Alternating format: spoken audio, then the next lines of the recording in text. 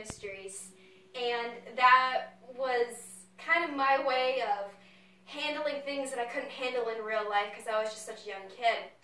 And for the longest time, Amber Oak Mysteries, it was a series, and I kept going with the series, but the series wasn't going anywhere.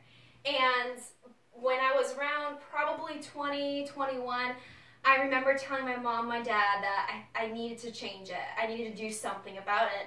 And I remember saying to them one summer, I'm going to rewrite it. I'm going to rewrite Amber Oak, and I'm just going to scratch it. And they had no idea. They thought I was crazy, because this is something I was working on since I was so little, that they were like, well, why fix something that's not broken?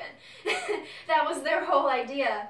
And even though it's true there wasn't anything technically wrong with the series, to me it wasn't flowing the way it should, and I felt that I was forcing it too much. And that's kind of where Memories of Chronosalis came from. It was a science fiction fantasy story that I had in my mind because I grew up around that idea of the magical worlds and places beyond our imagination. And when I looked back at the Amber Oak series, I saw that they had elements of sci-fi, of fantasy, of magical elements to it, and so I thought, okay, well, let's play off of this. I'll see where this goes.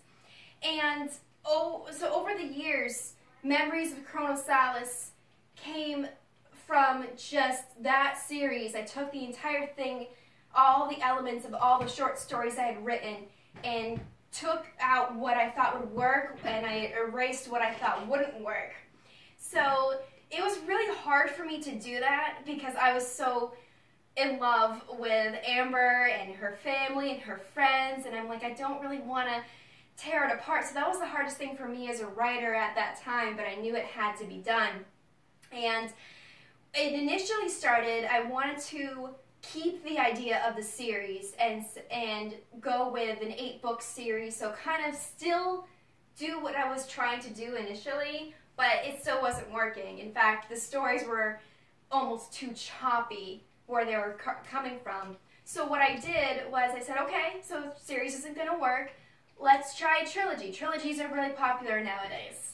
And I did try a trilogy, and it sort of worked. It worked a lot better than the series, but not as well as it was supposed to be.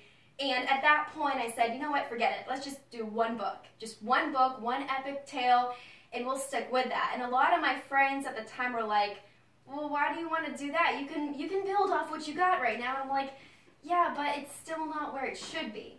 So I took so many great leaps with this book to get it to where it is, and it took 2.5 years to write it. And that's including the editing and the transitions, and I'm so happy where it is today. And there was so much behind it that I'm currently in the process of writing its prequel, which you don't really get prequels with single books, you usually get them with series, but I wanted to try something different. That's kind of the whole idea about Memories of Chronosalis. It's about a dystopian planet, a utopian planet. It has all those elements that we're very familiar with, but it also adds in real life situations. Like, it talks about corrupt politicians, it talks about the environment and the situation we're dealing with that, and it talks also about the racial differences and how we're facing that today.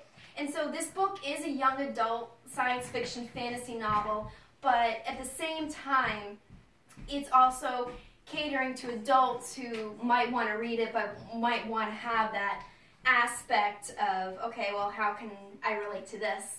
So that is where Memories of Chronosalis originated from.